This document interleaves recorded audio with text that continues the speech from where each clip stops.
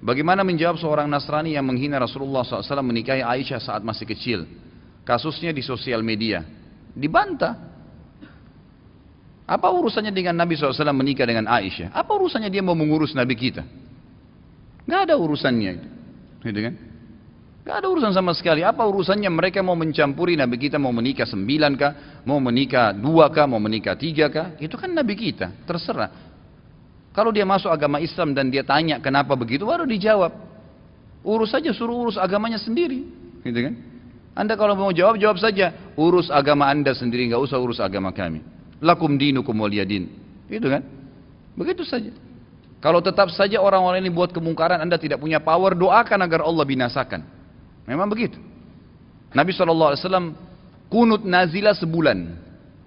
Waktu beberapa sahabat Nabi hafid Quran diutus oleh Nabi SAW untuk menjadi guru ke satu suku Arab. Suku Arab ini datang ke Madinah mengatakan, wahai Rasulullah, syahadat. Ternyata mereka munafik, mereka pura-pura. Kirimlah bersama kami beberapa sahabat Anda yang hafal Quran agar bisa mengajarkan kami. Nabi SAW dengan polos kirimin. Di tengah jalan dibunuhin sahabat-sahabat Nabi itu. Mereka sepakat dengan itu. Nabi SAW tidak tahu posisi suku itu di mana. Datang tiba-tiba syahadat dengan husnudzon dikirim. Maka Nabi SAW kunut nazilah. Kunut nazilah dikerjakan 5 waktu sholat. Subuh, duhur, asar, maghrib, isya. Kunut terus. Minta agar Allah binasakan mereka. Sampai Allah turunkan adab, satu suku semuanya mati. Itu boleh saja. Gitu kan? Doakan agar Allah datangkan musibah kepada mereka. Itu hak kita. Gitu kan? Bagaimana kalau seandainya ada orang sekarang yang mencaci maki Nabi Isa? Kita saja umat Islam pasti bisa marah. Karena itu Nabi kita juga. Rukun iman kita iman kepada para nabi. Kalau ada yang mengatakan Isa bukan nabi, Isa begini, orang Islam punya hak untuk marah karena itu juga adalah nabi Allah. Gitu kan? Kalau ada orang menghina Nabi Isa dan orang Nasrani nggak marah, itu aneh. Gitu kan? Mereka harus marah, wajib marah karena nabinya dihina. Kan gitu. Jadi kalau Nabi Muhammad SAW dihina, wajar kita marah. Bagaimana caranya orang tidak marah? Nabi kita, panutan kita, kita yakini dia utusan Allah. Nggak usah jadi pengikut nggak usah jadi pengikut Nabi Muhammad SAW kalau tidak bisa membela beliau. Itu kan? Kehidupan dunia ini sebentar, saudaraku. Sebentar kehidupan dunia ini. Sampai kapan? Demi Allah, saudaraku. Kita ini membutuhkan sekarang laki-laki di sini yang hadir, yang mendengarkan suara saya dan ini mengikuti ceramah kita. Kita membutuhkan sekarang orang-orang mukmin yang imannya iman baja, bukan iman kerupuk. Yang kita butuh ini sekarang ikhwas sekalian dan akhwat di belakang sana yang mendengarkan saya dan mendengarkan ceramah ini. Kita butuh iman-iman baja yang kalau malam bangun dari ranjang lawan syaitan untuk sholat tahajud, bukan tidur terus menerus. Kita membutuhkan iman baja ikhwas sekalian dan akhwat sekalian yang pada saat azan ke masjid, sholat, apapun tantangannya. Pada saat musibah datang bersabar mereka. Pada saat jihad dikumandangkan mereka berjihad di jalan Allah Subhanahu Wa Taala. Memang hidupnya untuk Allah Subhanahu Wa Taala. Kita butuh iman yang seperti ini. Ya memang baja apa yang Allah perintahkan, apapun tintangannya, halangannya kita lakukan. Enggak peduli dengan dunia ini, apapun orang mau katakan. Akhwat kita di belakang sana, kami butuh sebagai laki-laki seorang ibu seperti Nusaybah binti Ka'ab, sahabiat yang luar biasa. Pada saat jihad dikumandangkan, Nusaybah binti Ka'ab membangunkan suaminya tengah malam mengatakan, wahai suamiku besok jihad, ikutlah. Dibangunkan anak laki-lakinya 5 orang, semua dikatakan anak-anakku bangunlah, besok jihad, ibu pun akan ikut. Semuanya satu keluarga pergi jihad. Ini yang namanya mukminah, imannya baja. Bukan suaminya mau bangun sholat malam, sebentar mas, jangan bangun dulu. Malah kempes, dikempesin. Suaminya mau poligami, jangan, saya cemburu. Hukum Allah Subhanahu Wa Taala. Kita butuh wanita mukminah seperti Aisyah radhiyallahu anha. Waktu Nabi SAW menikah dengan Zainab, disambut oleh Aisyah dengan senyum, karena dia tahu ini hukum Allah, gitu kan? Masalahnya imannya iman baja, bukan iman kerupuk yang diketuk langsung pecah. Nah ini yang membuat umat Islam lemah, karena iman kita kendor, kempes, tidak ada apa-apa. Sedikit godaan syaitan, dibisikin sedikit langsung kendor. Pakai jilbab besar, kemudian digoda sama temannya, sedikit saja, oh kamu alim ya, ditinggalkan jilbabnya. Subhanallah. Kita butuh orang-orang mukmin dan mukminah yang hadir di majelis ilmu dengan iman baja. Memang mau mempelajari hukum Allah SWT halal haram. Sepertinya anda hadir ini iman baja namanya. Hadir di majelis ilmu sebagaimana orang-orang fasik. Mau berapa jam dari malam sampai subuh di diskotik, tidak rasa capek tuh.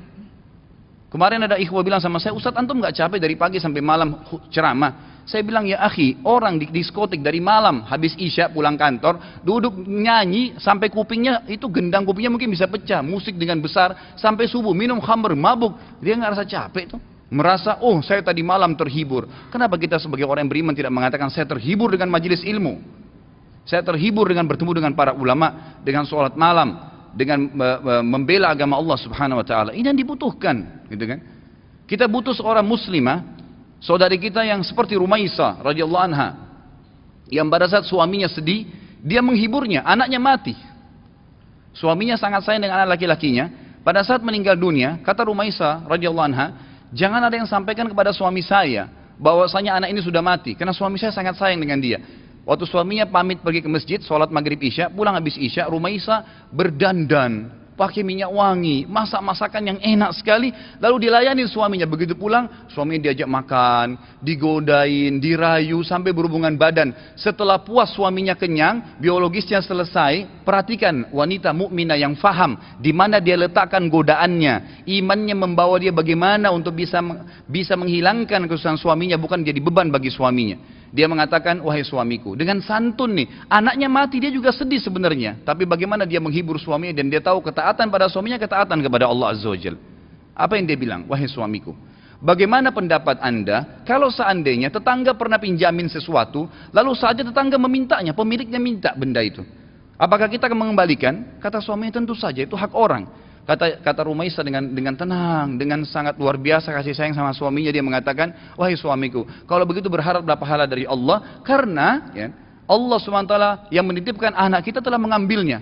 Suaminya langsung marah, mengatakan, kenapa kau tidak cerita dengan saya, wahai Rumaisa? Kau membiarkan saya memakan makanan, menikmatin tubuhmu, lalu kemudian kau memberitahukan setelah itu bahwasanya anak kita mati, gitu kan? Dengan sangat tenang. Lalu kata Rumaisa, itulah yang saya ingin lakukan untuk menghiburmu. Lalu kata suaminya, saya akan laporkan kepada Nabi SAW. Suaminya pergi ke Nabi SAW malam itu, berkata, ya Rasulullah, begini yang terjadi. Nabi SAW senyum, ya, lalu berkata, apakah kalian berhubungan malam itu?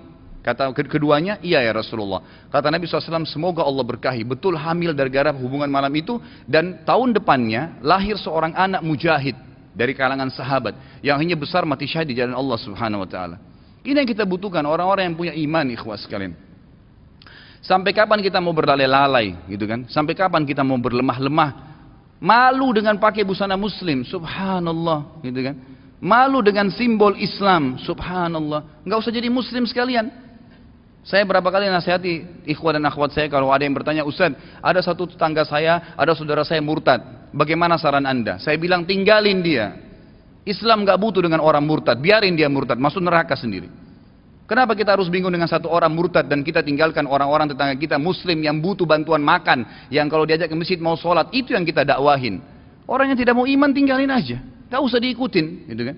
Ngapain kita berjalan di belakangnya merayu dia untuk supaya dia kembali ke dalam Islam? Gak usah. Doain mungkin, mendakwahin boleh, tapi gak usah kita sedih, ya kan gitu. Jadi kita harus menetapkan semua pada tempatnya masing-masing. Kita butuh figur Abu Bakar yang semua tegak dengan keyakinannya. Figur Umar yang memang syaitan lari dari dia. Tahu kenapa ikhwas sekalian syaitan lari dari Umar? Karena Umar betul-betul yakin semua yang Allah perintahkan benar, yang dilarang itu salah, ditinggalkan. Dan Umar bin Khattab semuanya dengan tegar, dengan iman baja yang dia lakukan. Malam bangun sholat, tidak ada ceritanya syaitan mau godain ditepis sama dia, nggak ada. Syaitan hanya habis akal. Bagaimana caranya goda orang seperti ini? Nggak bisa. Ya kan? Karena dia betul-betul memang itu ditinggalin. Dan itu hanya dengan iman, ikhwas sekalian. Ini hanya dengan iman. Sampai kapan kita mau terus-menerus membiarkan iman kita sehari begini dan sehari begitu? Sampai kapan antum mau mengatakan, dan perempuan di antun di belakang mengatakan, sampai kapan kita mau mengatakan, oh iya nanti, oh iya ya, sampai kapan oh iya ya ini? Sampai malaikat maut mencabut roh kita baru kemudian kita mau sadar? Subhanallah. Majelis ilmu seperti ini tujuan utama mengubah menjadi orang yang lebih baik. Kalau antum datang di sini dan tidak bisa mengubah, antum bisa rajin sholat malam, antum rajin menjaga hukum-hukum Allah SWT, meninggalkan yang haram, menikmati yang halal. Perempuan-perempuan di sana di belakang, kalau anda datang ke sini tidak bisa mengubah, anda tutup aurat, anda lebih baik daripada sebelumnya. Anda bisa mengatur, ya, menikmati apa yang halal, tidak memamerkan aurat anda di sana sini, maka jangan hadir. Karena majelis ilmu tujuannya untuk itu. Melahirkan orang-orang yang imannya iman tegar, iman baja, yang memang tidak mudah goyah, ikhwas sekalian. Kadang-kadang subhanallah baru diminta waktunya untuk sholat malam, kita nggak mau bangun sholat malam. Bagaimana kalau diminta ditumpahkan darah jalan Allah Subhanahu Wa Taala? Sudah sulit, kan gitu. Baru diminta infak saja, sudah beragam macam bisikan syaitan, kita sudah mengiyakan bisikan syaitan itu. Bagaimana kalau diminta infak jalan Allah Subhanahu Wa Taala? Mengorbankan seluruh harta, pakaian kita bahkan kalau perlu dijual untuk itu. Ini semua karena cinta terhadap dunia yang berlebihan, Allah musta'an. Semoga Allah SWT yang di langit sana yang melihat kita ini menjadikan kita orang-orang yang terpilih di kalangan hamba-hambanya yang dipenuhi imannya dengan iman baja insya Allah dalam hati dan meninggal dalam keadaan syahid. Ya Allah, saya meminta kepadamu atas namamu yang maha mulia agar engkau menjadikan aku secara khusus dengan keluargaku ya Allah semuanya mati syahid di jalan Allah dan semuanya memiliki iman-iman yang baja dari keturunan dan seluruh istri dan anak-anakku dan juga semua yang hadir di sini ya Allah, semoga engkau berikan apa yang terbaik dari hamba-hambamu. Jadi mudah-mudahan kita tidak termasuk orang-orang yang lemah dan orang-orang yang sama sekali meninggal dalam kondisi nanti menyesal, oh kenapa ya, oh seandainya ya, sudah nggak ada gunanya ikhwah. Sekarang saatnya berubah.